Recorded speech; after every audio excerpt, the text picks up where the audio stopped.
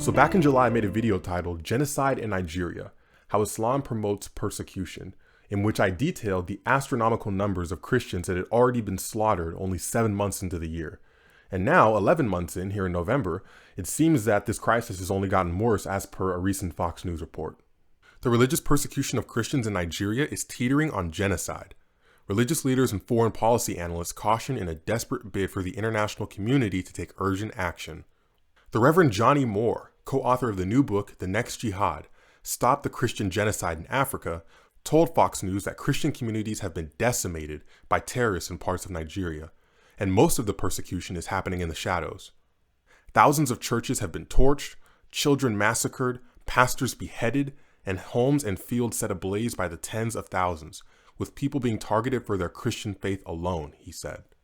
Earlier this year, just weeks before the outbreak of the coronavirus pandemic, Christian Solidarity International warned of a possible genocide unfolding in the West African country of 206 million people. The warning underscored that the conditions for the genocide exist in Nigeria, with Christians, nonviolent Muslims, and adherents of tribal religions being particularly vulnerable, and called on the permanent members of the UN Security Council to take heed. My pastor often calls the UN the United Nothing. But the cry fell on deaf ears, and as the pandemic has gripped the already fragile state, the level of persecution is documented to be getting worse.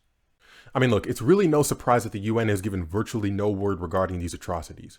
Just as on the domestic level, this same sickness of political correctness has also infected many international organizations. You don't talk about Islam, you don't criticize it, and you definitely don't link it to any terrorism. Yes, we know that these terrorists are almost always motivated by the main tenets that we see in Islam's most trusted sources, but you don't want to be called an Islamophobe, do you? No? Well, then you keep your mouth shut, you bigot. And that's how these bullies work. These mob tactics keep people silent. And what's the result of our silence? Well, here's a glimpse. More than 1,200 Nigerian Christians are estimated to have been slaughtered in the first 6 months of 2020, and in excess of 11,000 murdered over the past 5 years, with scores still unaccounted for. They are being targeted from two sides. International Christian Concern points out the figures are likely far greater, with upwards of 50 to 70,000 Christians dead over the past decade. In the first half of 2020, there were only 6 days that did not have a violent incident caused by extremist groups, ICC's president Jeff King said. At least 400 violent attacks took place, meaning that there was an average of 2 violent events every day throughout those months. On the one hand, the terrorist group Boko Haram, which has been operating in Nigeria since 2009 and pledged allegiance to ISIS in 2015 to become its West Africa province affiliate, seeks to carve out its Islamic State. Meanwhile, the lesser known but just as hostile Islamic Fulani militants are generally herdsmen that attack Christian rural communities scattered across the country's middle belt. ICC emphasizes that they use the term militants as there are many Fulanis that are both peaceful and law-abiding. Those numbers are scary. But according to mainstream voices, they would have you believe that those upwards of 70,000 murders are actually the result of those misinterpreting, misapplying, and misunderstanding the teachings of Islam. Now, is that really the case? I'll let you be the judge. Surah 328. The believers never ally themselves with the disbelievers, instead of the believers. Whoever does this is exiled from God. Exempted are those who are forced to do this to avoid persecution. God alerts you that you shall reverence him alone. To God is the ultimate destiny. O ye who believe, choose not for guardians such as those who receive the scripture before you, and of the disbelievers as make a jest and sport of your religion, but keep your duty to Allah if ye are true believers. O ye who believe, fight those of the disbelievers who are near to you, and let them find harshness in you, and know that Allah is with those who keep their duty unto him. O Prophet, exhort the believers to fight. If there be of you 20 steadfast, they shall overcome 200. And if there be of you 100 steadfast, they shall overcome 1,000 of those who disbelieve, because they, the disbelievers, are a folk without intelligence. And what about Muhammad's final orders? His last instructions to those who would come after him regarding how to spread Islam? Subjugate the entire planet.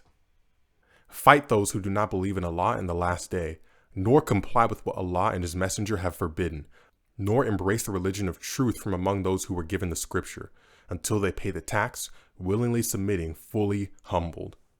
Nigeria is comprised almost equally of Christians and Muslims, with Islam the preeminent faith in the nation's north and Christianity dominating the south. but it's the central pocket where the two religions collide that experts say much of the bloodletting takes place. COVID-19 lockdowns only increase the vulnerability of Nigerian Christians, noted Dede Lodginson, executive director of Save the Persecuted Christians. Nigeria's Christians in the North and Middle Belt live under the constant threat of attack. They feel forgotten and abandoned by their own government and the world. Their homes and properties are at risk. They have no hope and the world offers them no succor. No disrespect at all to those who have lost loved ones from COVID, but it's clear that there is a virus and a sickness which has been out there for much longer, centuries in fact, which has led to more devastation and loss of life than anything coronavirus has done. Think about all the jihad through the centuries, all of the conquest, all of the pillaging. And yet despite all this, it's amazing to see these world leaders go through bureaucratical backflips to address a virus, and yet for decades now, ignore and refuse to call out the violence that we see in places like Nigeria, Western Europe, and all over the world for what it really is. The faithful application of the teachings of a 7th century caravan robber. And as long as we're silent about this, more people will continue to die. And I'm half Nigerian, so this is especially personal for me. The climate for Christians in Nigeria, despite the country being the most economically viable on the continent, has been pockmarked by an alarming uptick in incidents of mutilations, abductions, murders, and rapes in recent years. Thousands are forced to flee in fear of their lives, leaving behind their fertile farmlands and life's work.